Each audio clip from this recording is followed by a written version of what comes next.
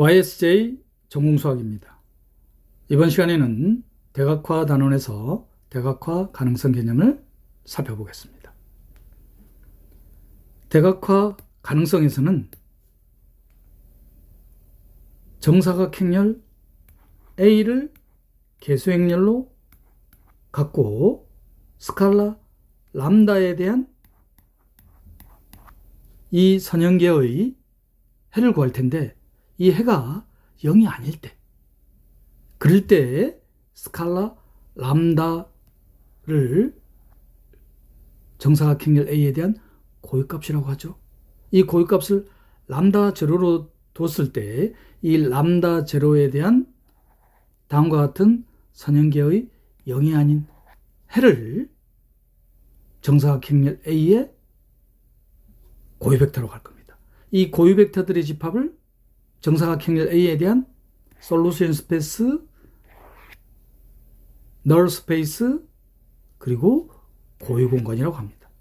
솔루션 스페이스, 널 스페이스, 아이겐 스페이스, 영공간, 해공간, 고유공간 다 같은 거죠, 세 개가. 자, 이럴 때 고유공간에 대한 기저벡터의 개수, 즉 고유벡터의 개수를 의미하겠죠. 를 기하학적 중복도라고 합니다. 행렬 A에. 주의해야 될 것은 행렬 A에 대한 특성 방정식의 해가 고유값이었는데, 이 특성 방정식은 고유값에 대한 중복도를 갖고 있겠죠. 이 고유값에 대한 중복도를 정사각행렬 A에 대한 대수적 중복도라고 한다는 거. 그래서 기하학적 중복도와 대수적 중복도를 구별하셔야 되겠습니다. 혼동할 게 어찌 보면 없죠. 정사각행렬 A에 대한 특성 방정식에서 고유값에 대한 중복도는 대수적 중복도고, 이 고유값에 대한 행렬 A에 대한 선형계의 해공간, 영공간, 고유공간의 차원이 기하학적 중복도가 되겠다. 확실하게 구별하는 방법은 정사각행렬 A에 대한 특성 방정식의 고유값에 대한 중복도, 대수적 중복도, 그리고 행렬 A에 대한 영공간의 차원. 영공간의 차원이 바로 기하학적 중복도가 되겠죠.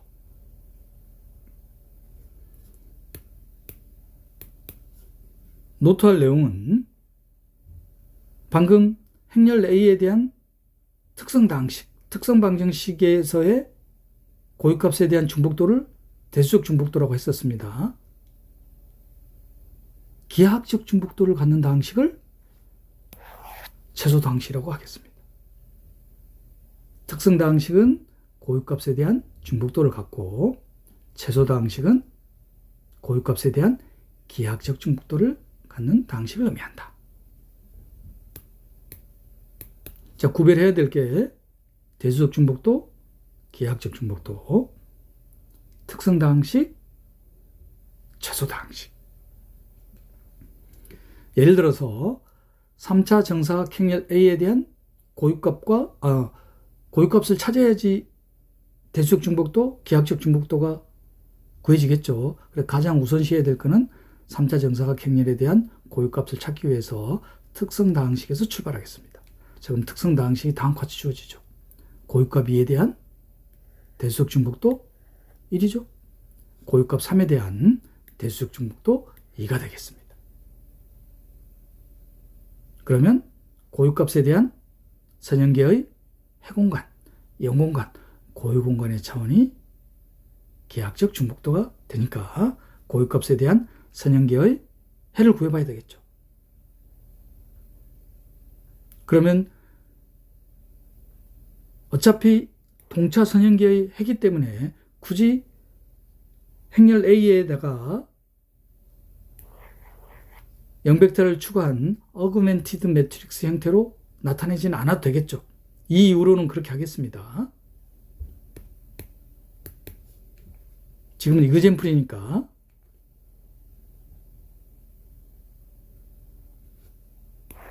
이 형태로 쓰지만, 조금 있다가는 바로 행렬 A에 대한 영공간의 차원을 찾으면 되니까 바로 써도 되겠죠. 현재 어그멘티드 매트릭스 형태로 쓰지는 않았어요. 이제 이후에는 바로 이렇게 쓰겠다 이 말이에요. 어떻게 할 거냐면은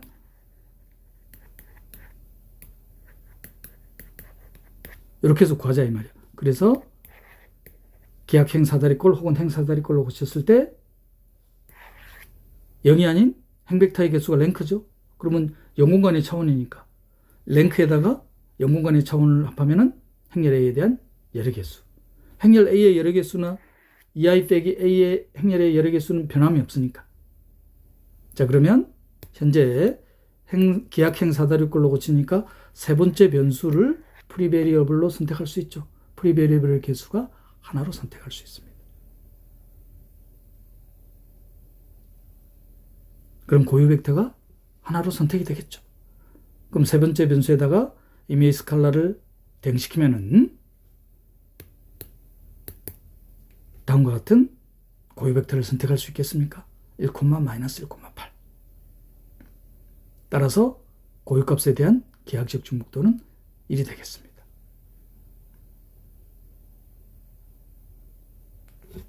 자, 이번에는 고유값 3에 대한 기하학적 중복도.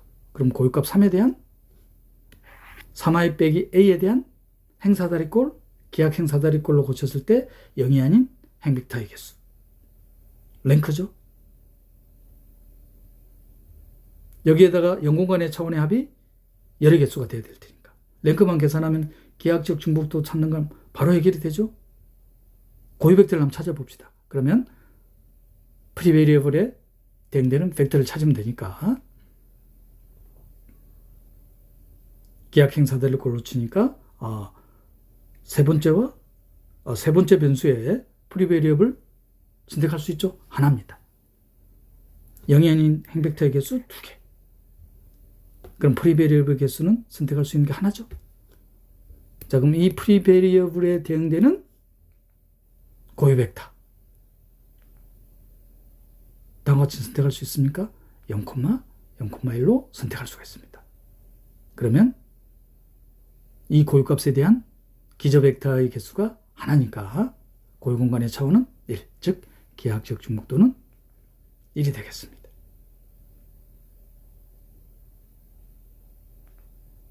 자, 이번에는 고유 벡터를 찾지 않고 그냥 대수적 중복도와 기하학적 중복도를 찾아봅시다.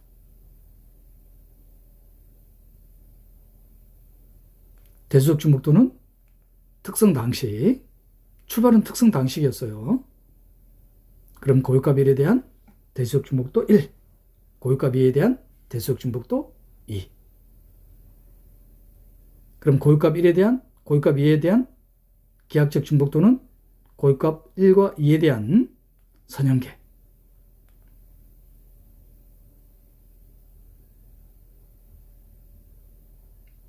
방금 전에 이그젠플에서는 고유 벡터를 찾았었지만 지금은 기하학적 중복도를 구하는 거기 때문에 굳이 찾지 않고 랭크로 바로 계산할 수 있겠죠. 따라서 고유값 1에 대한 행렬에 대한 랭크 0이 아닌 행벡터의 개수 2개. 따라서 프리베리어블의 개수는 하나를 선택할 수 있죠. 열의 개수에서 빼면 되니까. 따라서 기하학적 중복도는 1이 되겠습니다.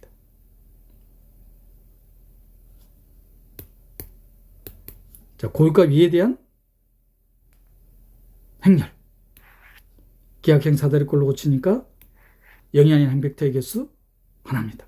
그럼 열의 개수에서 빼면은 프리베리어블의 개수는 2개. 2개니까 프리베리어블 개수에 대응되는 고유 벡터 2개가 나오죠. 따라서 기하학적 중복도는 2가 되겠죠.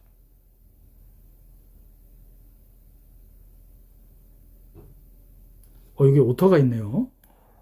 1이 아니라 2가 되겠죠. 오타가 있습니다.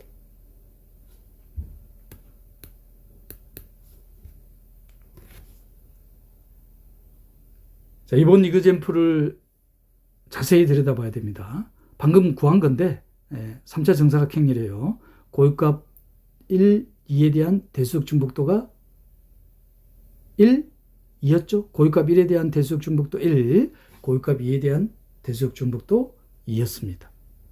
그리고 고유값 1에 대한 기하학적 중복도가 1이었고 마찬가지로 고유값 2에 대한 기하학적 중복도도 2였어요. 그리고 고유 벡터는 안 찾았었는데 고유 벡터를 이번에 한번 찾아보겠습니다. 그럼 람다 이꼴 1에 대한 선형계, 이번에는 해를 구해야 되겠죠. 고유 벡터를 찾을 거니까. 따라서 프리 베리어블의 개수는 하나죠. 따라서 대응되는 기저 벡터는 고유 벡터는 하나가 되겠다. 이때 이 고유 벡터는 어떻게 찾느냐면은 스칼라를 대응시켜주면 되죠. 세 번째 변수에. 세 번째 변수 z에다가 스칼라 t를 대응시키면 고유값에 대응되는 고유 벡터는 마이너스 2, 1, 1로 선택할 수 있겠습니까? 자, 그거를 P1 벡터라고 두겠습니다. 지금 고유값 1에 대한 대수적 중복도 1, 기하학적 중복도 1, 고유 벡터 마이너스 2, 1, 1이었습니다. 자, 이번에는 대수적 중복도가 2인 고유값 2에 대한 고유 벡터를 찾아보겠습니다. 그러면 이 행렬에 대한 행사다리꼴 혹은 기하학 행사다리꼴. 그러면 0이 아닌 행벡터의 개수가 하나로 주어지니까 프리 베리어블의 개수는 2개로 주어지겠죠. 그럼 2개이기 때문에 이 프리 베리어블에다가 대응되는 고유 벡터 y하고 z에다가 스칼라 대응시키면 되죠. 따라서 고유 벡터는 어떻게 선택할 수 있냐면은 0,1,0과 마이너스 1,0,1로 마이너스 1,0,1로 선택할 수가 있습니다.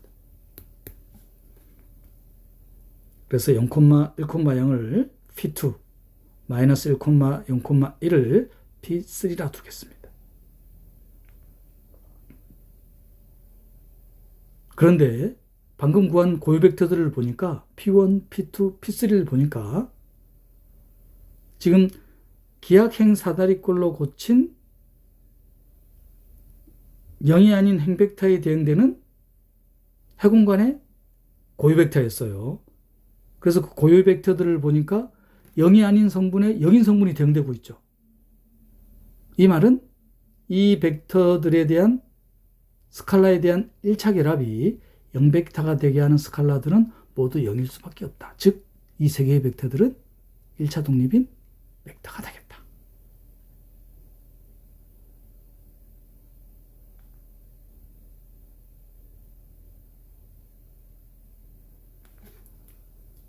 자, 이 벡터를 열벡터로 갖는 행렬을 캐피털 P라고 두겠습니다. 그러면 세 개의 열벡터들이 1차 독립이니까 굳이 디터미넌트 구하지 않더라도 가역 행렬이죠. 가역 행렬이기 때문에 인버전 알고리즘을 이용하면은 역행렬을 구할 수 있죠. 아, 선생님, 역행렬 구하는 공식이 있잖아요. 물론 있어요. 그죠? 행렬 A에 대한 역행렬을 구하는 공식이 수반 행렬을 이용하면 되죠. 행렬 A에 대한 수반 행렬의 디터미넌트에 역수를 곱하면 됩니다. 자, 그런데 수반 행렬을 구하려면은 3차 정사각 행렬에 대한 수반 행렬을 구하려면은 9개의 여인수를 구해야 돼요. 9개의 여인수를 구하는 것보다 인버전 알고리즘 쓰는 게 훨씬 빠르죠. 그래서 인버전 알고리즘이라는 것은 기본 연산을 취하는 거였습니다. 다시 한번 설명드리자면은 행렬 P에 대한 역행렬을 구하기 위해서 어그멘티드 매트리스 형태로 쓰죠. 그러면 이 행렬에 기본행 연산을 취하면은 기본행렬들의 곱, 즉 기본행렬들의 곱이 뭐로 바뀔 거냐면은 행렬 P가 가역행렬이면은 기하학행사다리꼴로 바뀌는데 그 기하학행사다리꼴이 항등행렬로 바뀌죠. 자, 그럴 때 기본행렬들에 대한 역행렬에 대한 기본행렬들의 곱, 기본행렬의 역행렬은 또한 기본행렬이었으니까 자, 이게 바로 우리가 찾고자 하는 행렬 P에 대한 역행렬이 되는 거죠. 인버전 알고리즘에 대한 리뷰였습니다. 자, 그래서 그 결과를 이용하면은 역행렬이 단과치 구해집니다. 자, 그러면 정말 흥미로운 결과가 나타나는데 P라는 행렬이 정사각 행렬 A에 대한 고유 벡터를 열 벡터로 갖는 행렬이었습니다. 그런데 이 고유 벡터들이 1차 독립이라서 행렬 P가 가역 행렬이고 그 행렬 P에 대한 역행렬을 다음과 같은 형태로 곱을 하면은 정말 흥미로운 결과, 바로 대각행렬이 되는 겁니다. 이 단원명인 대각화 단원에서 대각화입니다. 그러면 주어진 3차 정사각 행렬은 가역행렬 P가 존재하고, 가역행렬을 어떻게 구했다? 행렬 A에 대한 고유 벡터를 열 벡터로 갖는 행렬이었습니다. 이 가역행렬에 대한 역행렬과 행렬 A, P를 곱하면은 대각행렬이 됐었죠. 자, 이럴 때 행렬 A는 대각화 가능이라고 합니다. 정사각 행렬 A에 대한 고유 벡터를 열 벡터로 갖는 행렬, 이 행렬이 가역행렬이 되면서 이 가역행렬에 대한 역행렬에다가 행렬 A 그리고 고유 벡터로 이루어진 행렬을 곱하니까 대각행렬이 됐을 때를 행렬 A는 대각화 가능이라고 하고, 이때의 가역행렬 P를, 행렬 A를 대각화한다고 하는 겁니다. 그리고 대각화할 때도 어떤 형태를 나타내느냐?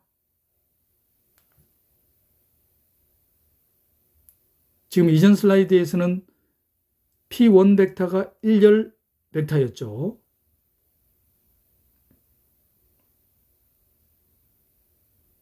그리고 P3 벡터가 3열 벡터였어요. 순서를 바꾼 겁니다. 자, 그러면 어떠한 성질을 가지고 있느냐? 이 가역행렬 P에 대해서 다음과 같은 행렬을 연산을 하면은 이 순서로 나타납니다. 앞에 거하고 어떻게 차이가 있느냐? P3 벡터를 1열 벡터로 갔잖아요. 그러면 P3 벡터에 대한 고유값, 물론 P2하고 같았었죠. P2에 대한 고유값, P1에 대한 고유값, 이렇게 대응이 됩니다. P1 벡터, P2 벡터, P3 벡터로 되어 있으면은 행렬 A를 어떻게 대각화하냐면은 P1에 해당되는 고유값 람다1, P2에 해당되는 고유값 람다2, P3 벡터에 대한 고유값을 람다3라고 하면은 다음과 같이 주어지는 거예요. 다시 한번 설명드리자면은 P1 벡터, P1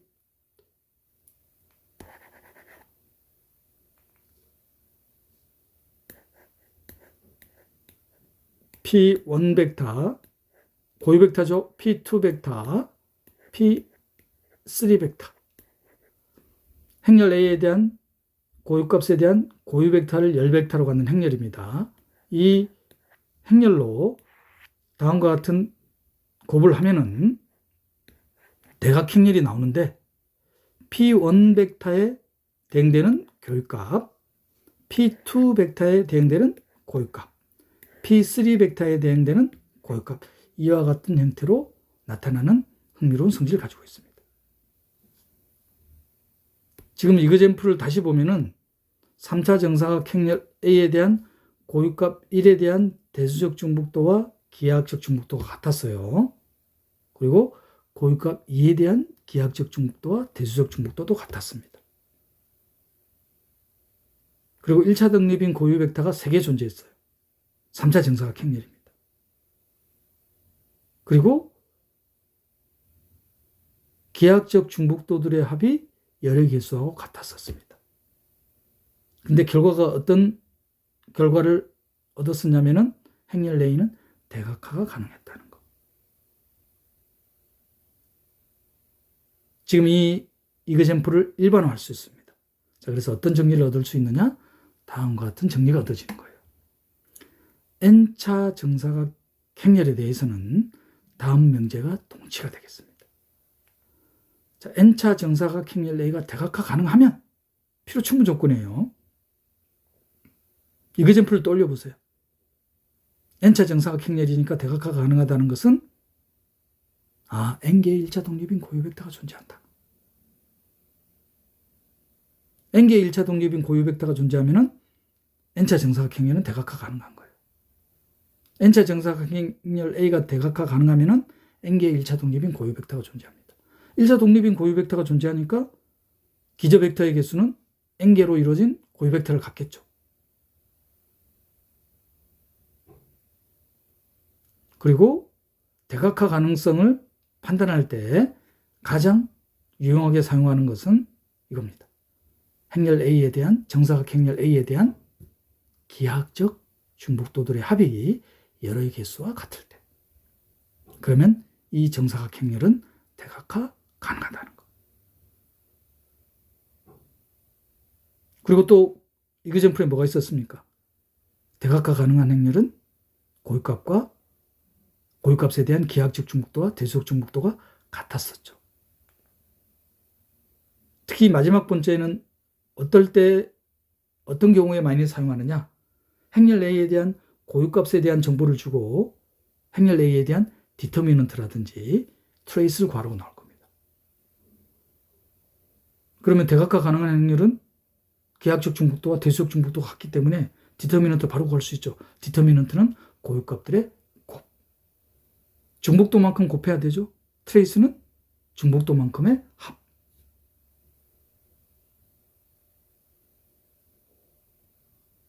정리되셨습니까?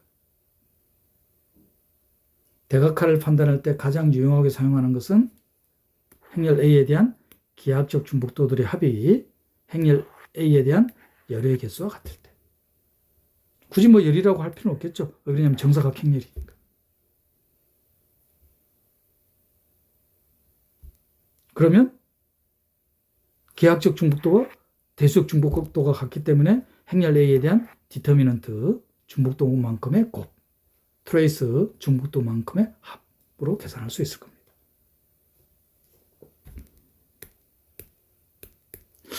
노트할 내용을 특히 주의하셔야 되는데, n개의 서로 다른 고유값을 가지면, 서로 다른 고유값을 간다는 것은 이 고유값에 뭐가 대응이 되겠어요? 고유 벡터가 대응이 될 거 아니에요. 서로 다른 n개의 고유값에 n개의 고유 벡터가 대응이 될 겁니다. 그러면 이 n개의 고유 벡터들은 1차 독립이겠죠. n개의 1차 독립인 고유 벡터를 갖는다면 n차 정사각 행렬은 대각화가 가능하다는 거. 그런데 왜 정리해서 빠졌느냐? 필요 충분 조건이 되지 않잖아요. n개의 서로 다른 고유값을 가지면 대각화 가능은 명백해. 자, 그런데 대각화 가능한 행렬이라고 해서 서로 다른 n개의 고유값을 갖는다는 보장은 없다는 거. 대표적인 이그젠플이 항등행렬입니다. 항등행렬은 고유값 하나만 갖잖아요. 그렇지만 대각화 가능하다는 거.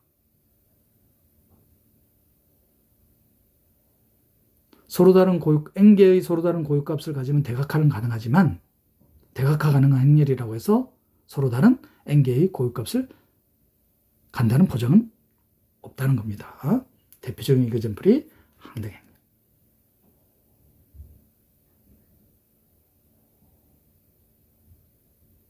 자, 이렇게 해서 대각화 단원이 마무리되겠습니다. 대각화 단원에서 리뷰해야 될 개념은 대각화 가능성.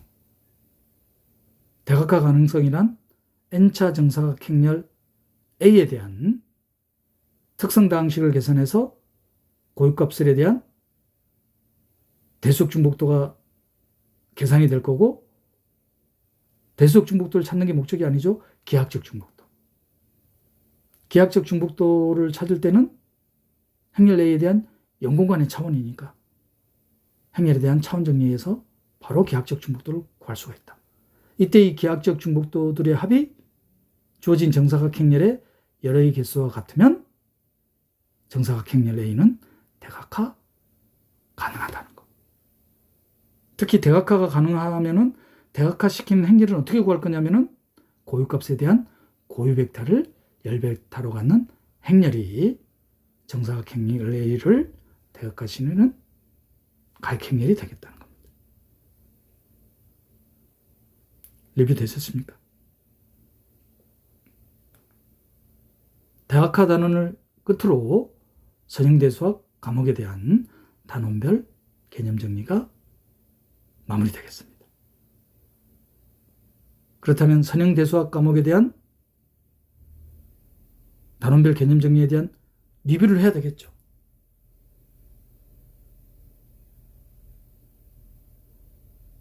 반드시 기억해야 될 개념이 부분 공간과 1차 독립. 자, 부분 공간이라는 것은 스칼라, 곱과 벡터 덧셈에 의해서 닫혀있는 부분 집합이죠. 벡터 공간에서. 1차 독립이라는 것은 벡터들의 1차 결합이 0벡터가 되게 하는 스칼라가 모두 0일 때. 특히 n개의 벡터들의 1차 독립 여부를 따지려면은 선형계를 풀어야 되잖아요. 그런데 선형계를 풀지 않고 간단하게 해결하는 방법은 이 벡터들을 열벡터로 갖는 행렬의 가역성 여부로 1차 독립 여부를 판단한다는 거. 가역행렬이면 1차 독립이 되는 거죠. 그럼 가역성은 어떻게 따진다? 디터미넌트로. 디터미넌트가 0이 되면은 가역행렬이 아니죠. 디터미넌트가 0이 아닐 때 가역행렬이 되더라. 수반행렬이란 역행렬과 밀접한 관련을 갖더라. 행렬 A에 대한 역행렬에 대한 공식은 행렬 A의 수반행렬을 구하고 거기에 행렬 A의 디터미넌트에 역수가 곱해졌을 때 행렬 A의 역행렬이 나오죠. 수반행렬이라는 것은 행렬 A의 여인수로 이루어지는 여인수 행렬에 대한 정치 행렬을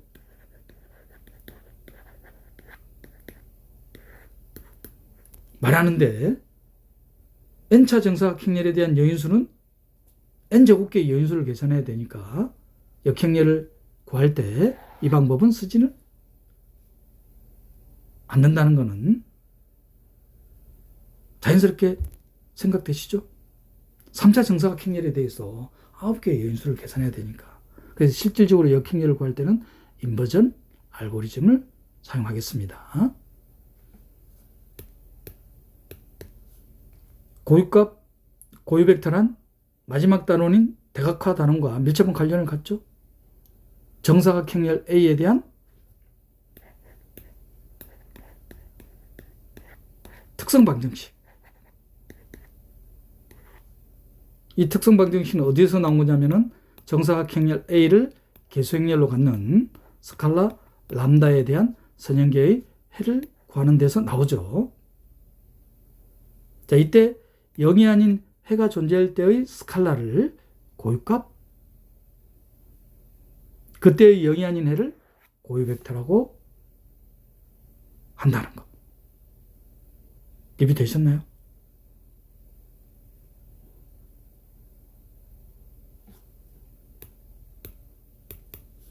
선형 변환이란 Rn 벡터 공간에서 Rm 벡터 공간으로 하는 함수가 두 가지 성질을 만족해야 되죠.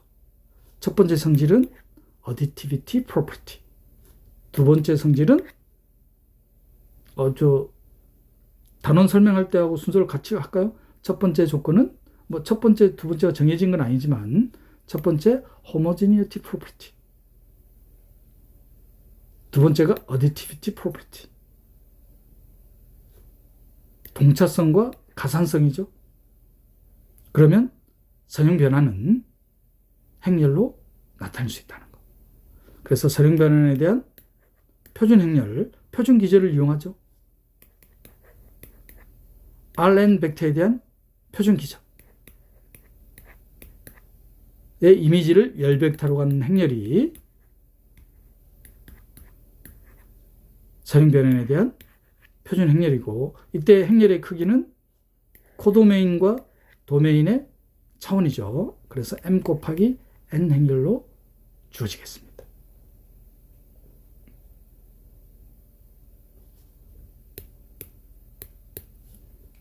차원 계수에서는 행렬에는 기본 공간이 4개가 주어지죠. 행렬 A에 대한 행공간,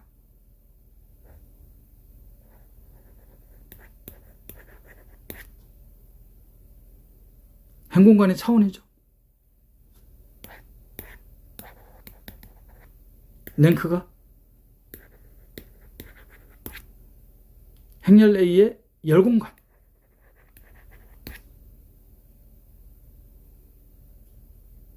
행렬 A의 영공간, 행렬 A의 전체 행렬의 열공간. 그래서 행렬 A의 기본 공간이 4개가 이렇게 주어지는데 행렬 A의 행공간의 차원을 행렬 A의 랭크, 행렬 A의 열공간의 차원은 행렬 A의 행공간의 차원과 같죠. 이거를 랭크 띠어럼, 개수정리. 행렬 A의 열공간의 영공간의 차원과 행렬 A의 행공간의 차원의 합은 열의 개수와 같은 랭크 널리티 띠어럼, 행렬에 대한 차원 정리.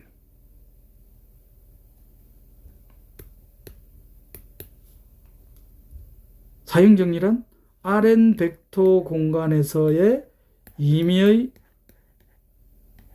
벡터는 Rn 벡터 공간의 부분 공간인 W 부분 공간의 X1 벡터와 W에 대한 직교의 공간, 서로 직교의 공간인 두 벡터의 결합으로 유일하게 나타낼 수 있다는 게 바로 사행정리죠. 특히 이 사행정리에서 더 유용하게 사용하는 것은 벡터 프로젝션이다. W라는 부분 공간 위로의 X벡터의 사용은 어떻게 계산할 거냐면은 X벡터와 W 부분 공간에 대한 기저벡터, 그 기저벡터를 하나의 벡터 A벡터로 둘까요? 그러면 A벡터의 내적을 A벡터의 크기의 제곱으로 나누고 A벡터의 실수배를 해주는 거죠.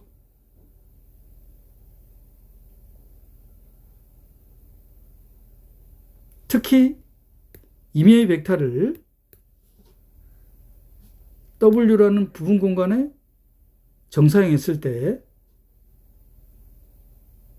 W라는 부분 공간의 기저벡터의 결합으로 나타낼 수 있는데, 이때 W라는 부분 공간에 대한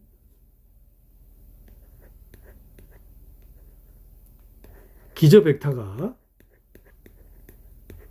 정규 직교 기저벡터로 이렇게 주어져 있어요.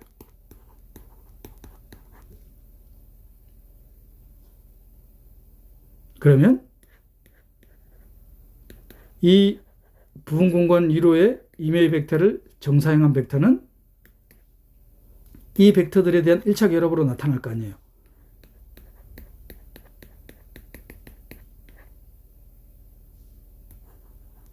K개의 벡터라고 두겠습니다.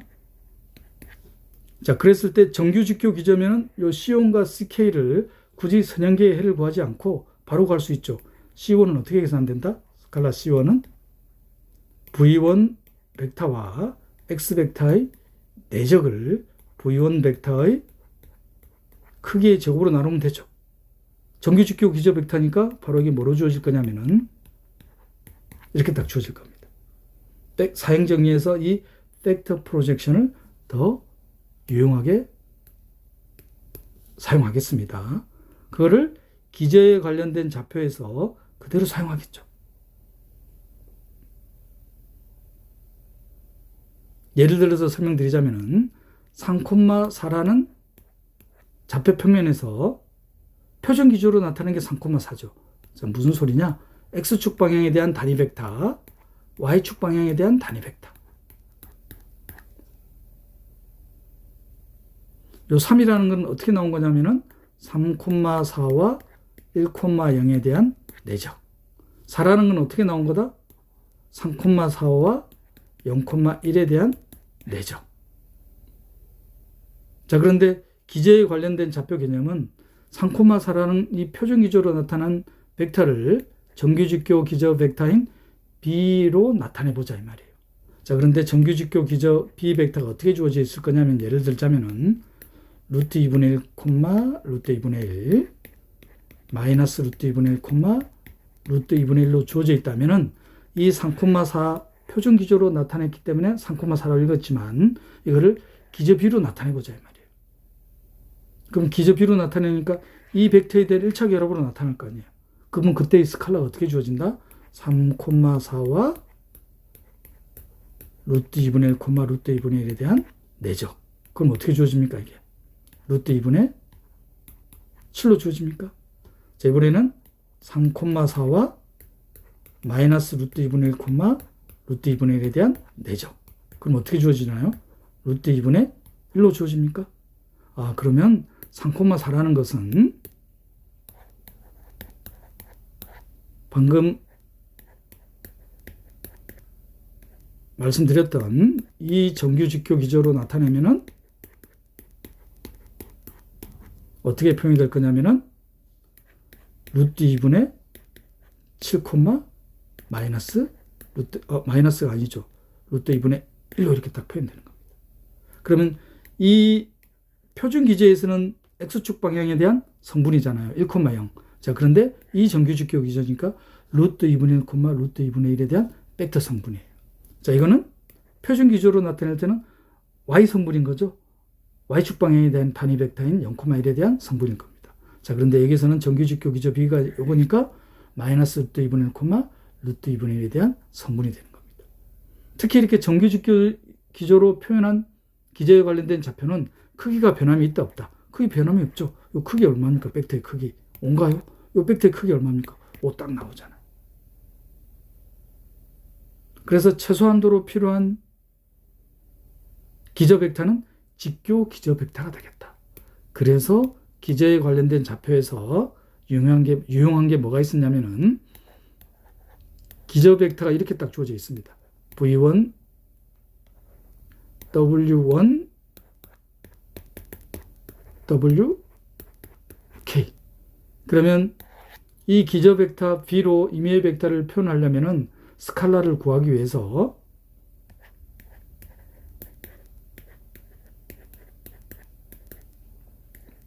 선형계를 풀어야 되는 거예요.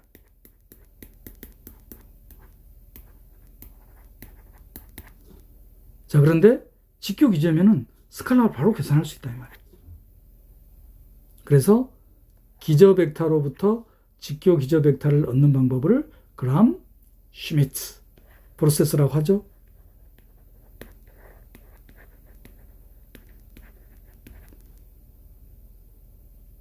기저 벡터로부터 직교 기저를 얻는 방법입니다. 아이디어는 V1 벡터를 W1 벡터라고 두죠.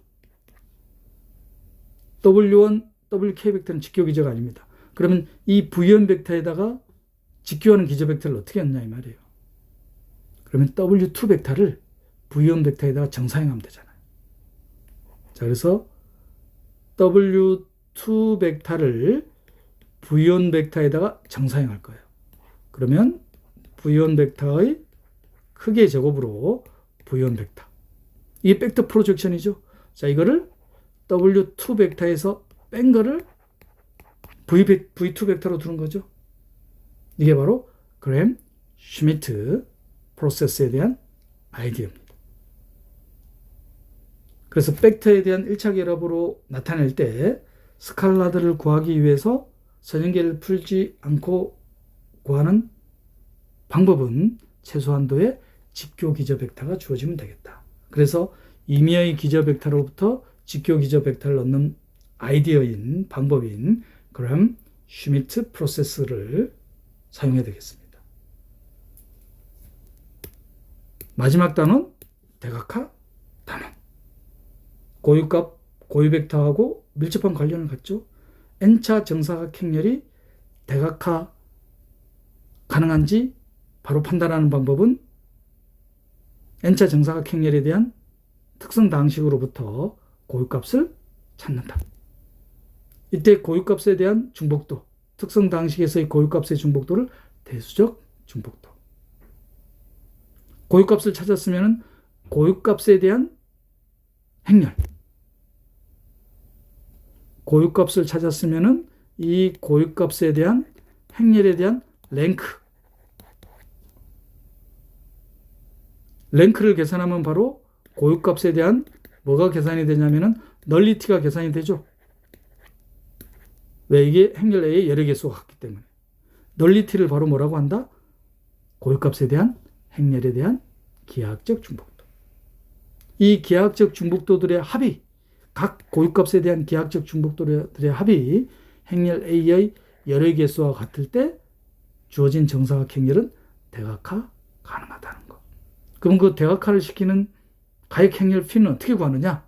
고유값에 대한 고유 벡터들에 대한 열 벡터를 이루어지겠죠.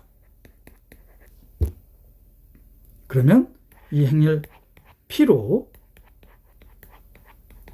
행렬 A를 대각화시킬 수 있는데 P1 벡터에 해당되는 고유값, PK에 해당되는 PK라는 고유 벡터에 해당되는 고유값을 대각성분으로 갖는 이런 대각 행렬이 되겠습니다. 지금 언급한 이 개념들은 반드시 기억하고 계셔야 되는 개념들이 되겠습니다.